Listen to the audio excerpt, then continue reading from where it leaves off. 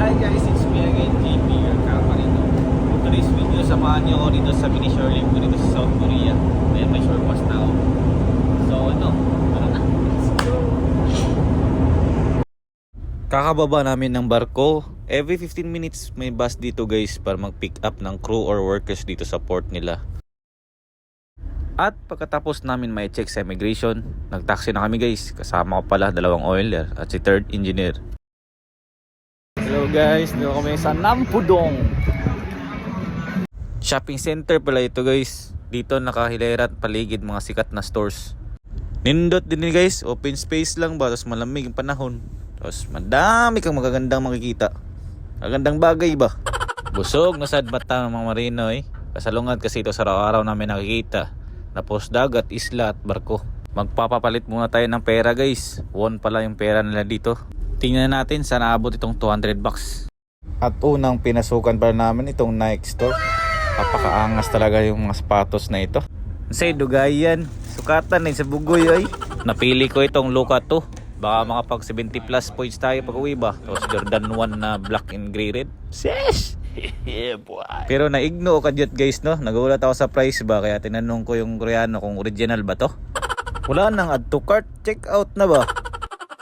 Saan aabot ang 200 bucks guys? Naka-sale kasi dito. Each sapatos may discount. Pag dalawa naman bilhin mo may discount ulit. Nakakatawa lang guys kasi di naman nakakabili ganito sa Pilipinas. Reward to yourself ba? At sunod naman namin pinasukan itong Lotte Mall. Nag-grocery kami dito guys. Masarap daw mga noodles dito. Kaya ito lang binili ko. Pang food trip ba sa duty? Sunod naman namin pinuntahan itong Subway nila. Madami din stores dito guys. Parang baklaran style ba? Kung napanood nyo yung Train to Busan guys, dito pala yun. Yung zombie ba?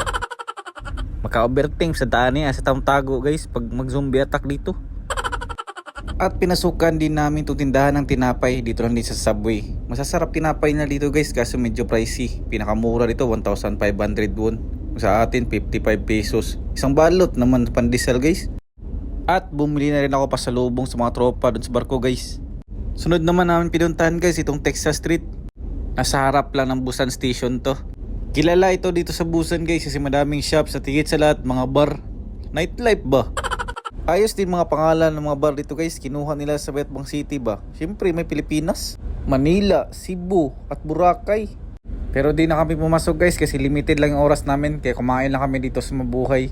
Dito lang din sa Texas Street. Pinoy ulams matirada sa mga kasama ko guys. Kaya yung in-order ko danggit na lang din. Matagal din ako nakakain ng danggit. At nakauwi na kami ng barko. Habang tinitingnan ko ulit itong nabili ko, kahit papano nakakawala ng pagod guys. Alam ko mahirap kumita ng pera. Di naman siguro masama gumastos konti, lalo para sa sarili mo.